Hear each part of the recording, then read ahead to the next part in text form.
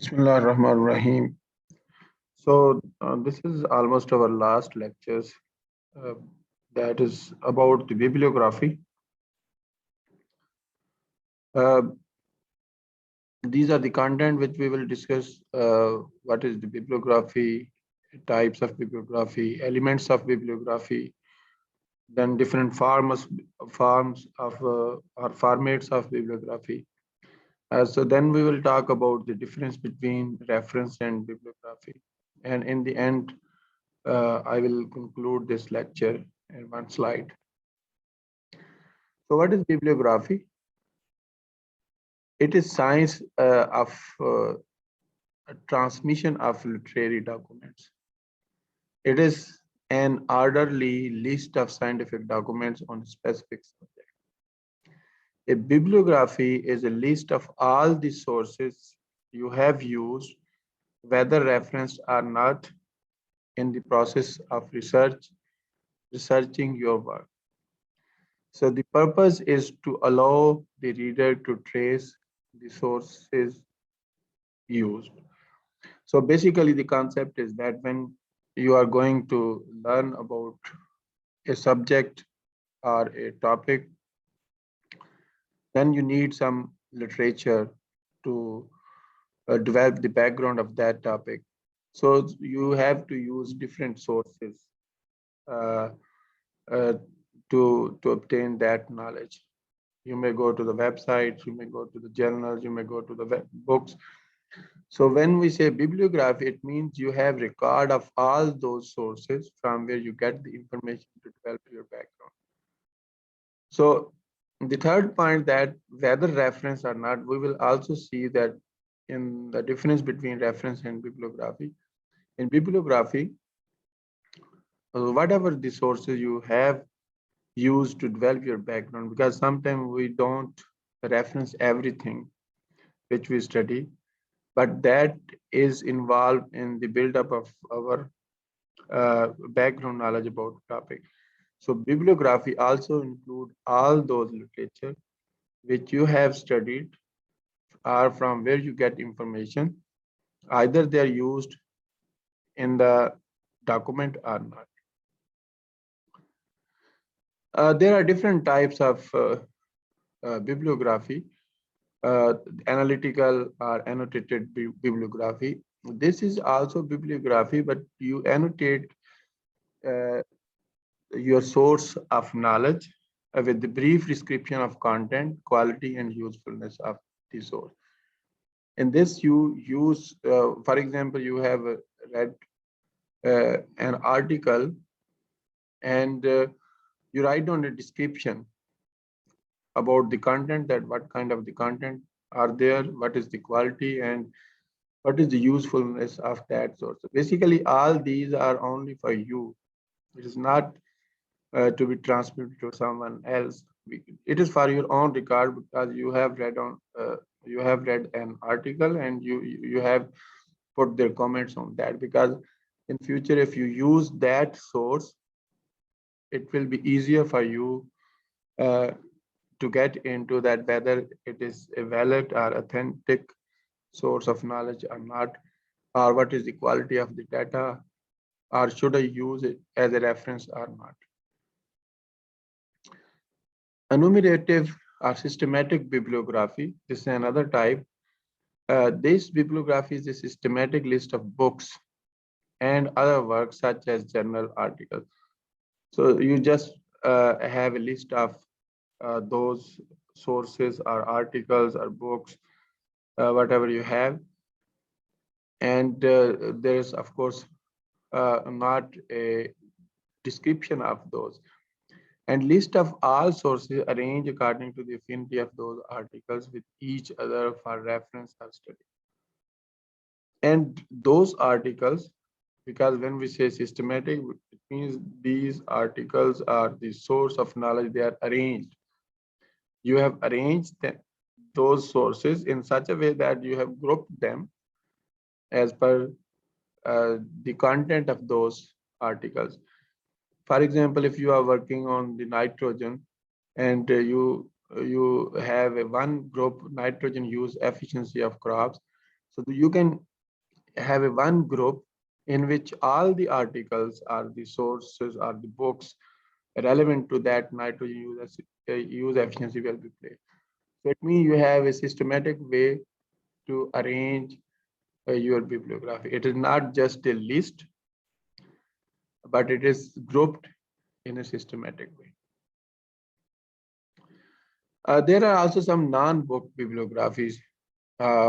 Bibliography is the term which you use whatever you search in the web. Then internet bibliography, using the different internet sources. Uh, you can mark them, and you can have some kind of indication that, or you can even have some links of that in your bibliography so that you can approach those articles. Then this is kind of discography. It is kind of the audios which are relevant to your topic. You can put them also in your bibliography. And the filmography, the videos which are relevant to your topic. So you can also use uh, as a source of knowledge, and you can put in your bibliography. The lecture, for example, uh, uh, you are listening this lecture, and you have video of that. You can put it, for your background knowledge about uh, the writing skills. So it means these are different non-book bibliography which can be used, which you can be put in folders, which can have some kind of link uh, in your search engine or in your browser. You can have put the links of your different knowledge sources. So what are the elements of bibliography? It basically, these are the elements which we need to put, because if we use this source of knowledge or this article in reference, we should have all the information. Or on the other way, if someone, or if you want to go to that source again, you don't have a description, you have just a list of articles, and you want to read out something else which you have ignored earlier, or if you want to validate or confirm it again, you must have these information so that you can go to that article and confirm or reconfirm the information. The author's name, the title of that article, book, year of publication, place of publication, edition. If it is book, you have to put edition. If it is a journal, then you have to write down the volume and issue. Series, if it is kind of a series, book series or journal series. So that the purpose is, if we want to go to that article again, we can trace it. Or if we want to reference that article in our document, we may put all the relevant information which is required for a reference. So elements of bibliography are basically equal to the element of references. So what are the formats of bibliography? In general, it is, uh, if you are just working for your own, so no need of very specific uh, format. If you have all the elements there, it will work. But there are different systems. If you are putting or you are enlisting your articles, you can have uh, formats which are being used, so that if you give the reference, so it will be easier for you to use that in the document. So for example, here there is the author's name, then article title, that is in inverted commas, then International Journal of Sustainable Development and World Ecology. This is journal name, it's in italic. Uh, this is 4.1 is the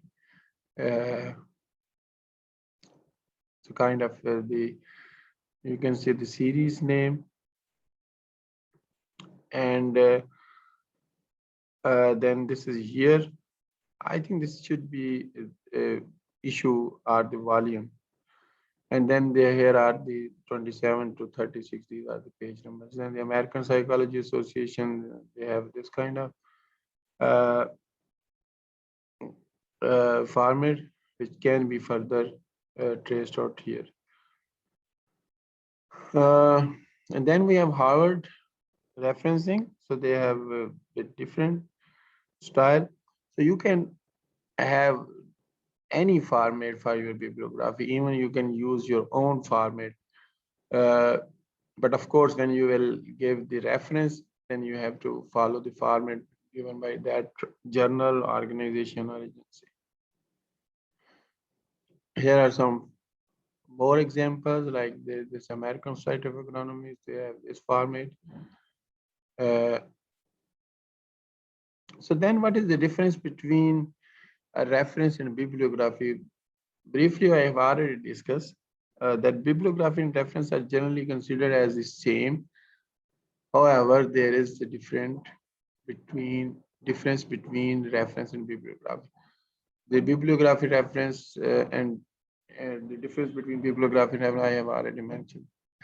Then bibliography is the list of all sources you read, whether referred in the document. As I mentioned earlier, a bibliography gives you an overview that which author has influenced your ideas, even you have not referred in the document.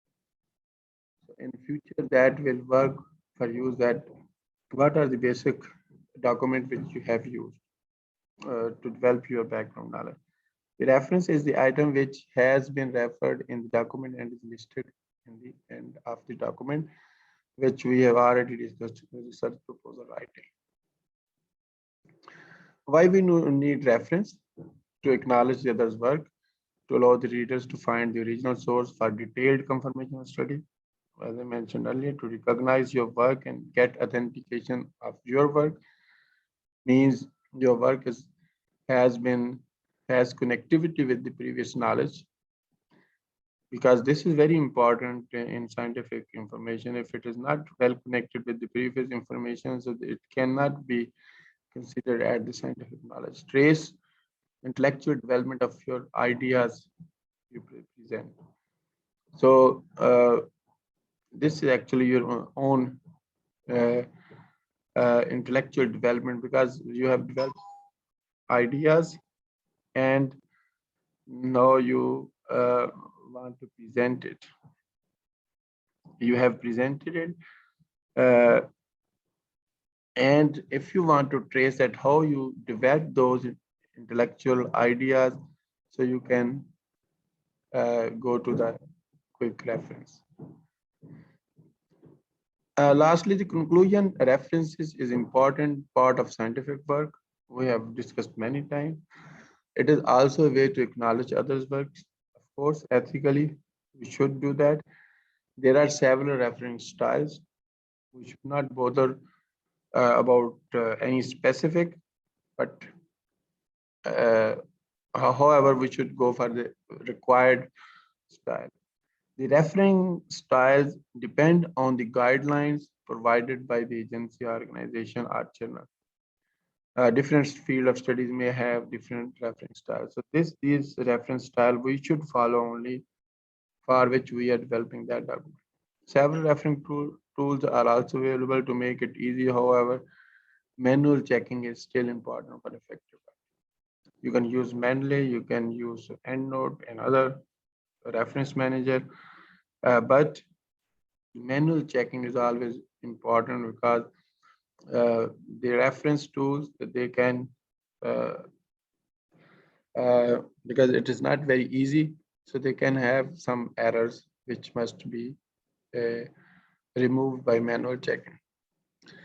So with this, I would like to thank you very much, and we can discuss the questions and answer later on. Assalamu alaikum.